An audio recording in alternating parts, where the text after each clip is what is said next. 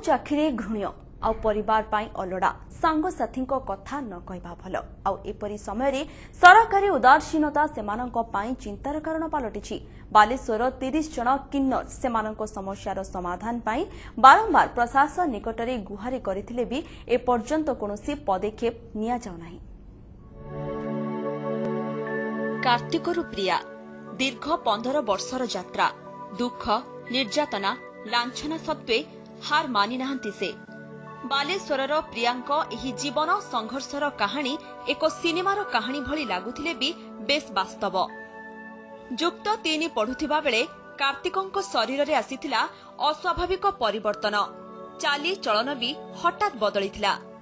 सेही प्रकृति जनित परिवर्तन को रोकिबार क्षमता नथिला कार्तिकंकर।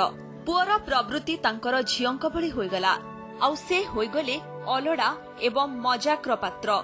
एपरिकी जन्म देथिबा बापा माँ भी दूरेले। बिना दोषरे निर्यातना और लांछनार शिकार हेले कार्तिक। बदलिगला जीवन। बालेश्वर रे माधुरी किन्नरंक शिष्य हेले कार्तिकरु प्रिया। घर जो निर्यातित हेली माने समस्त साई पड़िशा लोक भी घर लोक जो मत थटा प्रयास करते मन को बहुत कष्ट हुए। से घर जो छाड़ी आसती बहुत से मन को बहुत कष्ट होता, बहुत भी कानी आ घर के जीविनी बोलिकी निष्पत्ति नहीं आसती भी आसे जो घर छाड़ी आसती जो थटा प्रयास मतलब जीवन को बहुत बाधिला। से डिसाइड करी लाइन छाड़ी घर छाड़ी किन्नर मान संगे मिशीजी। 15 वर्ष है घर छाड़िले प्रिया। 30 जन किन्नरंक समस्यार समाधान पाई अंटा भिड़िछंती से। ओम लोकनाथ किन्नर परिवार नारे संघ करिछंती एमाने। तेबे माधुरी किन्नर मरिजिबा परे संघर मुख्य होइछंती प्रिया।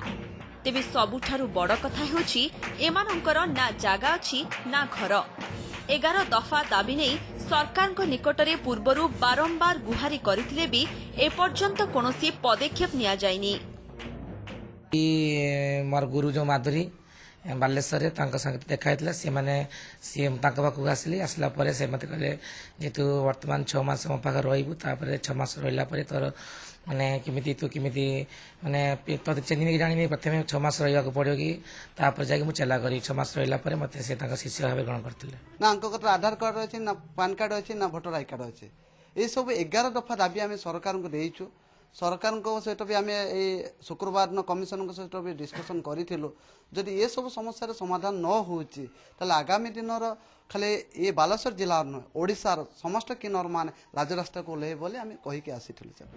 अन्यर मुहरे हस फुटाइबा एमानंकर काम। लोकंक ठारू केते कटु कथा सुनी मध्य नाच गीत करी मनोरंजन करिथांती एमाने। हेले आज भी समाज रे किन्नरंकु नारी और पुरुष भली सम्मान मिलुनी। सरकार केबे एमानको दुख सुनिबे अपेक्षा रे रहिछंती किन्नर परिवार संघ।